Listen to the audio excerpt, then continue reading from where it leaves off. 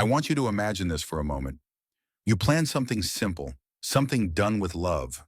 No expectations, no drama, just a surprise for the person you trust the most. That's why I decided to surprise my wife on her business trip. I wasn't suspicious.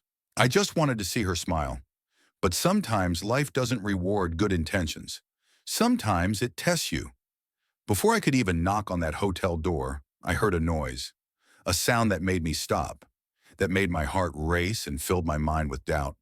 In that moment, fear started creating stories before the truth had a chance to speak.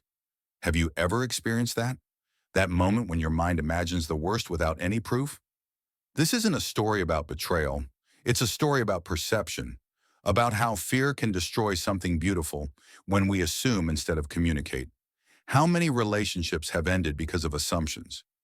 As you keep watching, ask yourself this. What would you have done in my place? Would you have reacted on impulse or paused to understand the truth? If this story connects with you, leave a like to support the channel. Share it with someone who needs to hear this message. And comment below, have you ever misunderstood someone you love? Sometimes the right story at the right moment changes everything. I was never an impulsive man. I planned everything carefully, believing that patience and logic were signs of maturity. I waited for the right moment in almost every decision of my life, convincing myself that timing was wisdom and restraint was virtue. Spontaneity, I told myself, was overrated, something for people who hadn't learned how the world really worked. But that morning, something inside me refused to stay silent. My wife was away on a business trip, the kind of trip that looks impressive from the outside but slowly drains everything from the inside. Endless meetings that blur together, cold hotel rooms that never feel welcoming, forced smiles stretched thin over quiet exhaustion. We spoke every night, exchanged updates, reassured each other that everything was fine. Yet beneath the words, I felt a growing distance, subtle but persistent, like a wall built one routine brick at a time. As I booked the flight without telling anyone, my hands were steady, but my chest felt tight. There was no dramatic soundtrack, no sudden certainty that everything would magically be fixed. Just a calm, stubborn clarity. This wasn't about romance or grand gestures. It wasn't about surprising her at the airport or proving anything to the world. It was about presence, about choosing love in its most practical form, at a moment when routine slowly pushes people apart without anyone noticing. Most relationships don't end because of betrayal. They end because of absence, because of postponed conversations, delayed affection, and the constant promise of later. Later when work slows down, later when life becomes easier, later when there's more time, and one day, later arrives too late. I didn't want to become another man who looks back and realizes he was too busy to love properly, too distracted to notice the quiet signals, too committed to plans to make room for people. That decision wasn't loud or dramatic. It didn't require courage in the heroic sense. It required honesty, the kind that admits love needs action, not just intention. Sometimes the strongest act of love isn't a declaration or a sacrifice that everyone applauds. Sometimes it's simply deciding to be there. During the flight, my mind traveled faster than the plane itself. Somewhere between takeoff and cruising altitude, time folded inward, pulling me through memories I hadn't touched in years. I returned to the beginning, to a version of us that believed dreams were always bigger than fear, when love felt effortless simply because we didn't know how heavy life could become. Back then, everything felt possible. The future was uncertain, but it was bright, and we faced it together without hesitation. I remembered the struggles, too. The small apartments, the nights when money was short, when we counted coins and postponed plans. Yet somehow hope felt unlimited. We laughed more then. We talked longer. We held each other not because life was perfect, but because it wasn't. Hardship, strangely, had made us present, and somewhere along the way that changed. Success didn't arrive like a storm. It didn't break us suddenly or loudly. It came quietly, disguised as achievement, stability, progress, promotions, responsibilities, expectations. It slowly stole time from us while we weren't paying attention. Dinners became rushed, conversations became practical, silence stopped being comfortable and started being common. That realization hurt more than I expected because it meant no one was to blame, not work, not ambition, not fate, just neglect disguised as normal life. That's when I understood something painful and undeniable. Distance doesn't begin with miles. It begins when presence fades, when you're physically close but emotionally elsewhere, when love exists but attention doesn't. Surrounded by strangers, listening to the low hum of the engines, staring out the window at a sky that looked endless and indifferent, I made a silent promise to myself. No matter what waited for me behind that hotel door, exhaustion, frustration, silence, or vulnerability, I would face it with honesty. No defenses, no excuses, no pretending that everything was fine just to keep the peace. Because love isn't proven when everything feels safe and predictable. It's proven when uncertainty shows up, when comfort disappears, and you still choose courage. When you show up not with answers, but with openness. Not with guarantees, but with commitment. That flight wasn't just taking me closer to her. It was taking me closer to a truth I had been avoiding for far too long. That love, like anything alive, needs presence to survive. And this time, I was ready to choose it deliberately. The hotel lobby was nearly empty when I arrived. Too quiet. The kind of silence that doesn't comfort but presses in on you, forcing your thoughts to echo louder than they should. The polished floor reflected the ceiling lights, sterile and indifferent, as if the place itself had no interest in whatever story was about to unfold inside its walls. The elevator ride felt endless. Each floor announced by a soft chime tightened my chest a little more. I watched the numbers climb, trying to steady my breathing, rehearsing the moment in my head. I imagined her reaction. Surprise giving way to laughter, the kind that comes from relief rather than humor. I imagined her arms around me, the exhaustion finally breaking, replaced by that familiar sense of, we're okay. I imagined a moment frozen in time, something we would return to years later and say, that's when we chose each other again. But the hallway changed everything. The carpet muted my steps as I walked toward the room, the air heavier with each meter. Just before I reached the door, a sound shattered the silence. Loud, repetitive, completely out of place in a corridor meant for rest and anonymity. My body froze instantly, as if instinct had reached a conclusion before my mind could catch up. My heart dropped, sharp and sudden, like missing a step on a staircase. In seconds, my thoughts began spiraling, creating stories faster than logic could interrupt them. Scenes assembled themselves without evidence, without context, fueled entirely by fear. Every insecurity I had ever buried suddenly found a voice. Fear doesn't ask permission. It invades.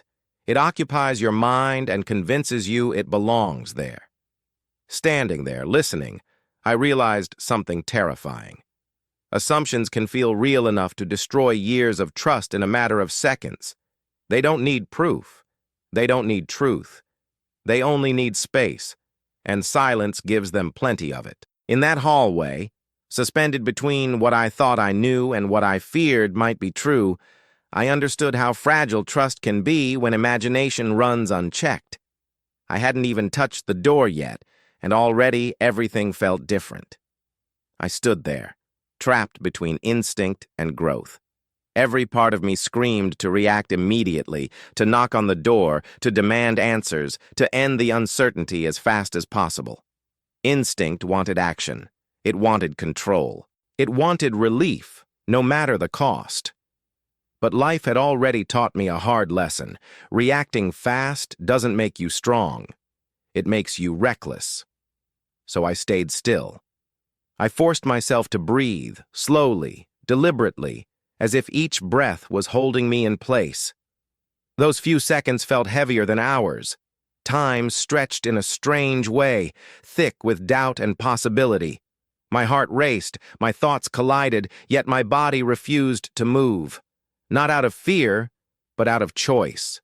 In that hallway, I understood something I had spent years learning the hard way.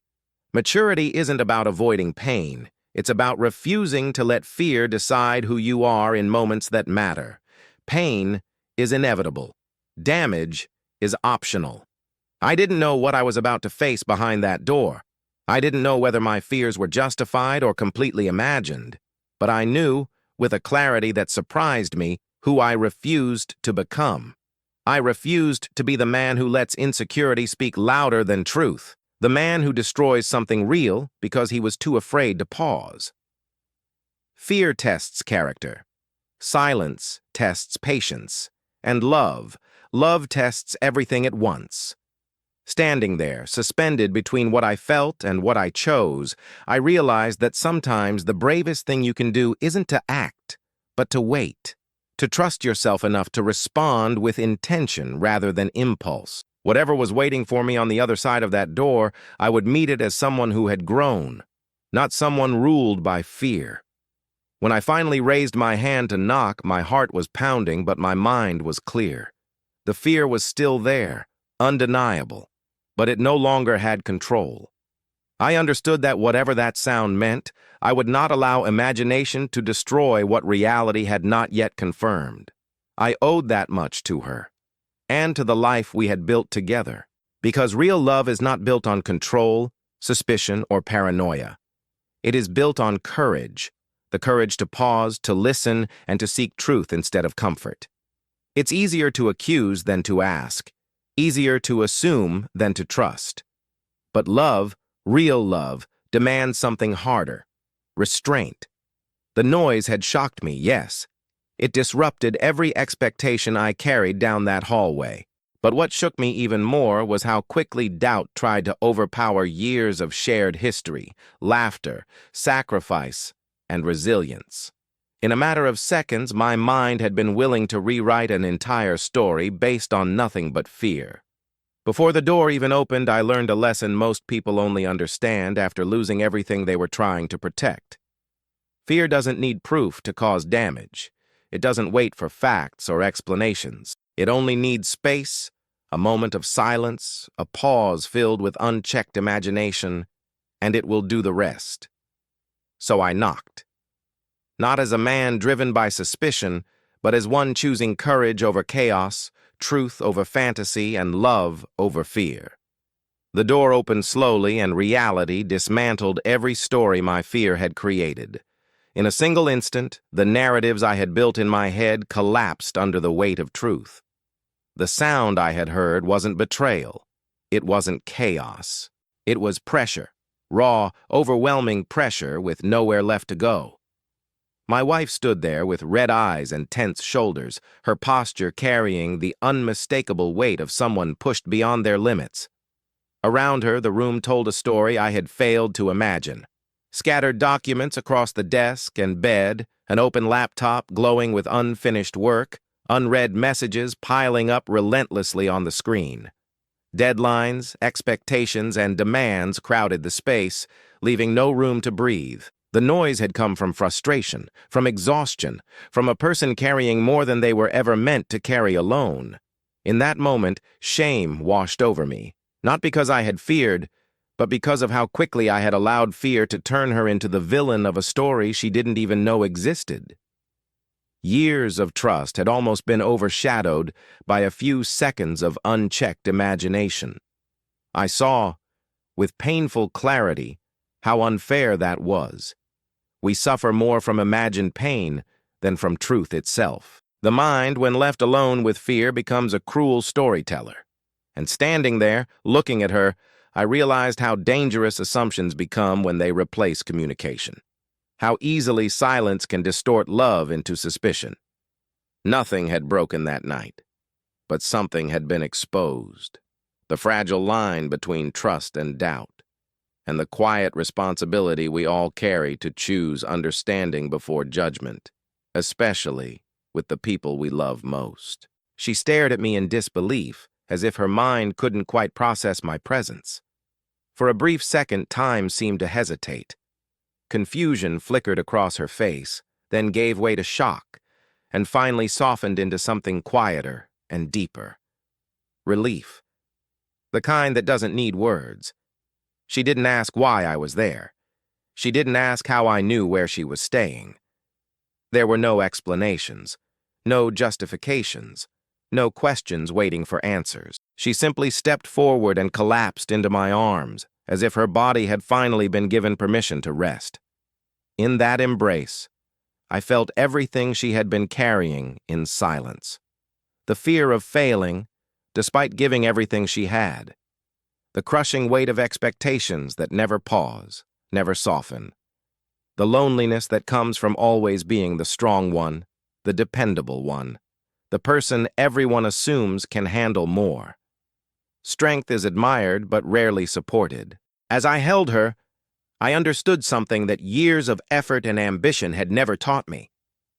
Love isn't about fixing, rescuing, or offering perfect solutions. It isn't about knowing the right words or having a plan ready. Love is about presence, about becoming a place where someone can finally let their guard down without fear of judgment. In that quiet moment, surrounded by unfinished work and unspoken emotions, I realized that love doesn't mean taking someone's burdens away. It means standing close enough so they don't have to carry them alone. We sat down without speaking for a long time. The silence wasn't awkward or uncomfortable.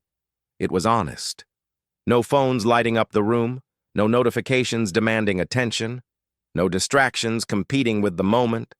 Just two people sharing the same space, breathing at the same pace, allowing truth to exist without interruption or urgency. When she finally spoke, her voice was calm, but it carried weight.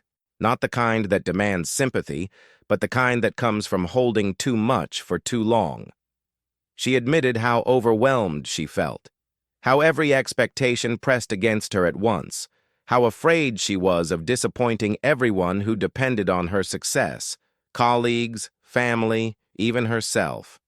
Each word felt measured, as if she had rehearsed them silently for days, waiting for a moment safe enough to let them out. I didn't interrupt. I didn't rush to solve anything. I didn't minimize her feelings or search for comforting cliches. I simply listened, fully, presently, the way people rarely do when they're already preparing a response instead of receiving what's being said. And that's when something inside me shifted. I realized how powerful listening truly is, how rare it has become in a world obsessed with answers, advice, and quick fixes. Listening is an act of love, not passive, not weak, but intentional. It requires patience, humility, and the willingness to set your own voice aside so another can be heard. Love deepens not when we try to fix what's broken, but when we try to understand what's hurting. In that quiet exchange, without solutions or promises, we moved closer than any grand gesture ever could. That night changed me more than I expected. I arrived believing I was there to comfort her, to be the steady presence she needed in a difficult moment. But I left that moment with something else entirely. Clarity.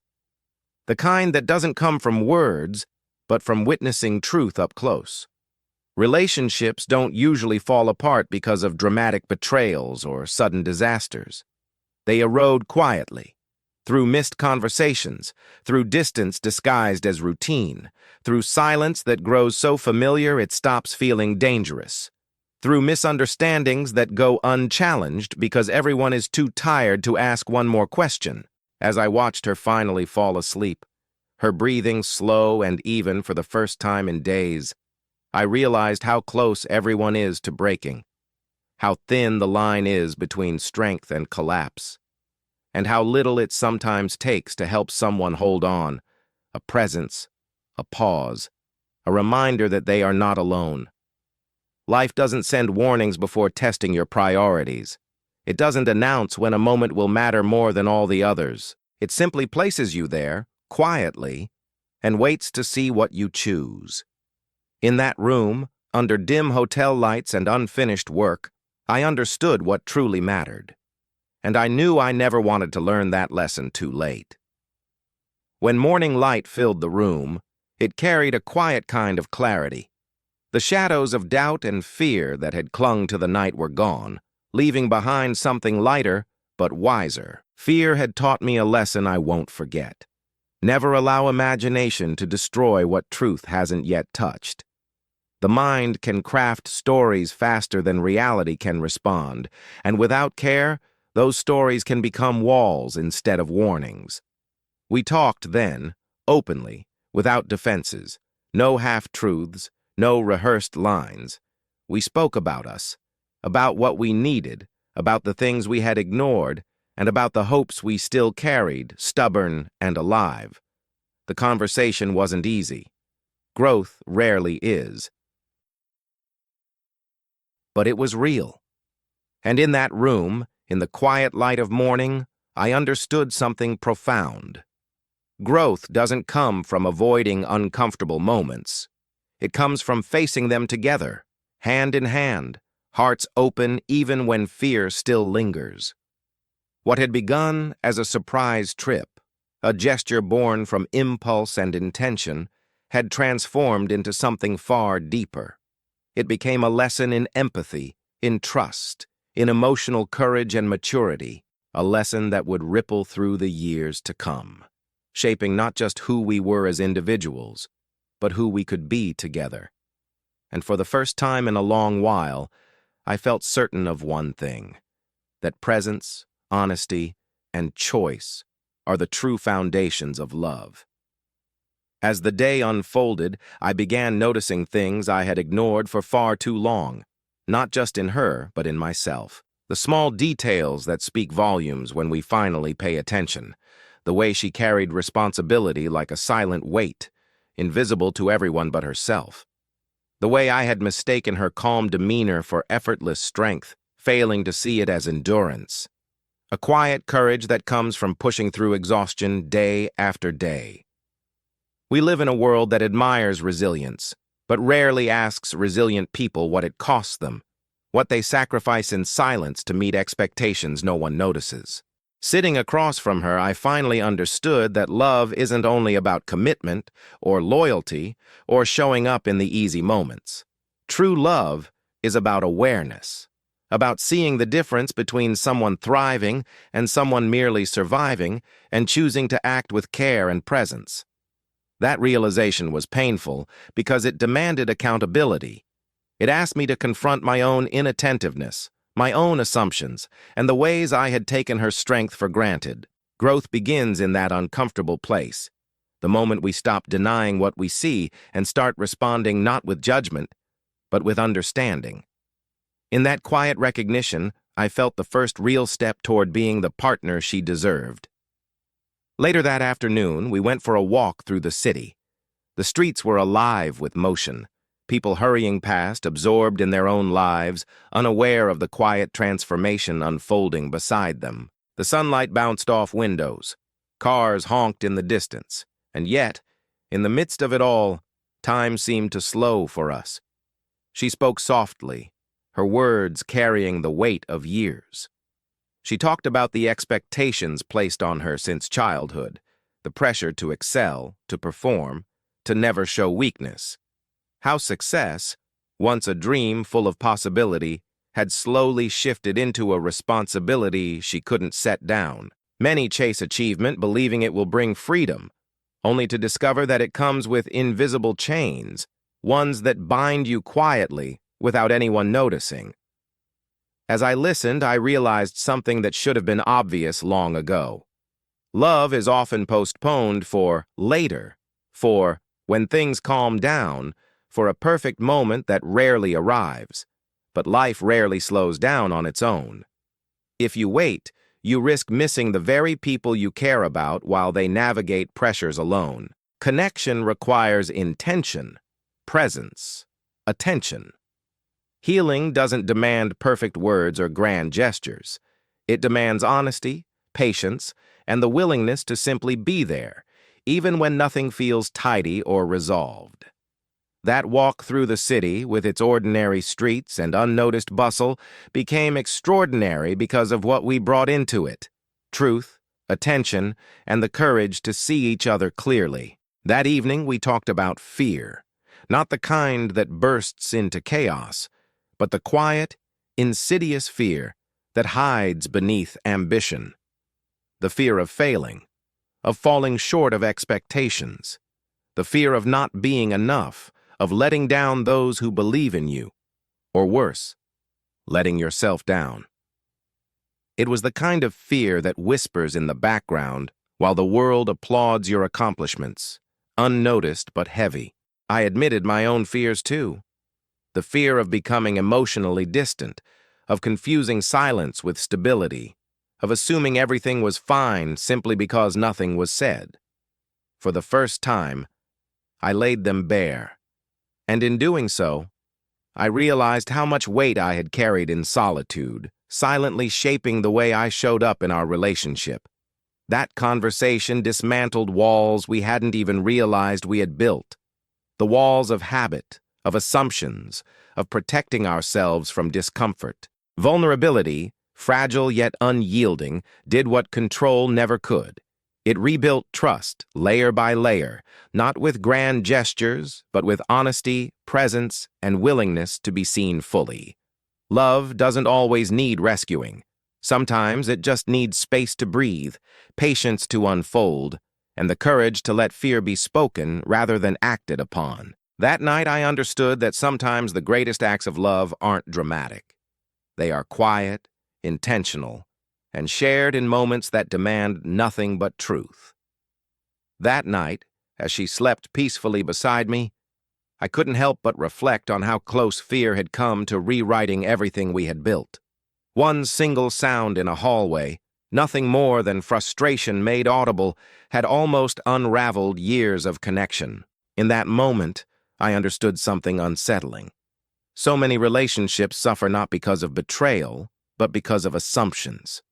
Because we let imagination speak louder than truth, letting stories we've invented replace the reality in front of us. How many moments of peace are lost this way? How many silences are filled with suspicion rather than understanding? I realized that wisdom isn't found in reacting quickly, in striking first, or guarding what we fear might be broken. Wisdom comes from pausing, from listening, from choosing our response intentionally instead of letting fear decide for us. That realization stayed with me long after the house had settled into silence. It lingered quietly in my chest, a reminder that love is fragile, yes, but also resilient, if we let it be guided by presence rather than imagination, by patience rather than panic. And as I watched her sleep, I promised myself I would carry that lesson into every tomorrow. When the trip came to an end, we didn't just return home. We returned changed. Stronger, more aware, more honest with ourselves and each other. The surprise I had planned for her, meant as a simple gesture of presence, had become a revelation for both of us. It revealed truths we hadn't faced, fears we hadn't named, and the quiet resilience that had always been there between us. Life doesn't waste moments. It shapes us through them. It tests patience, reveals priorities, and teaches that the greatest lessons often come disguised as ordinary days or unexpected disruptions. I learned that love doesn't grow when everything goes according to plan. Love grows when plans fall apart, when expectations meet reality, and when you choose understanding over judgment, presence over assumption. That journey marked the beginning of something deeper, something more real than what we had before. A love tempered by honesty, nurtured by attention, and strengthened by the courage to show up, even when fear whispers otherwise. It was a reminder that the truest connections aren't built in comfort, but in the willingness to face uncertainty together. Returning home felt different. The house was the same, familiar and unchanging, the routine waiting like it always had, responsibilities already knocking at the door. Yet something inside us had shifted, subtly but permanently. The space between us felt quieter, yet fuller, as if the years we had spent together had deepened overnight. We spoke with more intention. Words were no longer filler or habit, they carried meaning. We listened without rushing, without thinking ahead to what we would say next. I realized then that growth doesn't arrive with dramatic announcements or sudden epiphanies. It settles quietly, in the small daily choices we make, choosing to ask instead of assume, choosing to stay present instead of distracted. Love isn't maintained by memories of how things used to be. It is nurtured by awareness of how things are now. You don't lose people all at once. You lose them slowly, in moments when attention is absent, when presence is replaced by preoccupation. And if you want to rebuild connection, you do it the same way, patiently, deliberately, one intentional moment at a time. That day, in the familiarity of our home and the ordinary rhythm of life, I understood that the strongest love is not flashy or dramatic. It is quiet, attentive, and chosen repeatedly, even when no one is watching. Looking back, I understand that the real shock wasn't the noise I heard in that hallway. The real shock was realizing how close I had come to misunderstanding someone I deeply loved. Someone who had carried so much silently, whose intentions I almost misread in seconds of fear. Life rarely tests us loudly. It doesn't arrive with warnings, alarms, or dramatic signs. It tests us quietly, through doubt, silence, and uncertainty, in moments that feel small but carry enormous weight. Most people fail these tests not because they don't care, but because they react instinctively instead of reflecting, because they let imagination override observation. That hallway became a mirror, showing me my fears, my assumptions, and the emotional shortcuts I habitually took. Mirrors are uncomfortable because they don't lie. They show exactly what we need to see, not what we want to see. But if you face them honestly, they offer more than discomfort. They offer direction. They illuminate the ways to act with awareness, patience, and love. That night, I realized that growth is rarely born from clarity in action, but from clarity in reflection. And that clarity, once embraced, has the power to reshape not just moments, but entire relationships. That lesson didn't stay confined to my marriage. It followed me into every relationship in my life, quietly reshaping the way I saw and responded to others. I stopped filling silence with conclusions. I started asking questions instead of building defenses, and slowly, almost imperceptibly, everything began to change. Conversations deepened, conflicts softened, moments of peace became more frequent, more genuine. I began to see clearly that most emotional damage isn't caused by truth itself. It's caused by the stories we invent when communication disappears, when assumptions replace understanding, when fear fills the gaps that honesty should occupy. Emotional maturity, I realized, isn't about being right. It's about being responsible for your reactions, about choosing presence over instinct, reflection over impulse. Life becomes lighter when you stop carrying assumptions that were never yours to begin with, when you stop projecting fears onto people who don't deserve them. That insight transformed not just how I loved, but how I lived. It taught me that the simplest acts, listening, pausing, asking, are often the most profound, capable of healing fractures we didn't even know existed. And in embracing that, I discovered that connection isn't something to be earned. It's something to be nurtured, moment by intentional moment. Many people wait for dramatic events to transform their lives, betrayal, loss, crisis, as if growth requires catastrophe to be meaningful. But my turning point came from something far quieter, a misunderstanding that never became real. And that, I realized, is the irony of growth. Sometimes the lesson arrives wrapped in fear, disguised as a threat, but leaves behind clarity and wisdom once the moment passes. Not every noise, every unexpected sign, every uneasy feeling signals danger. Some noises mean pain. Some mean exhaustion. Some mean someone is struggling and needs support more than judgment. Fear will rush in and spin stories faster than reality can catch up. But it's in the pause, in the deliberate act of listening and observing, that understanding begins. If you're hearing this and facing doubt, pause before reacting. Breathe before assuming. Give space for truth to speak before imagination takes over.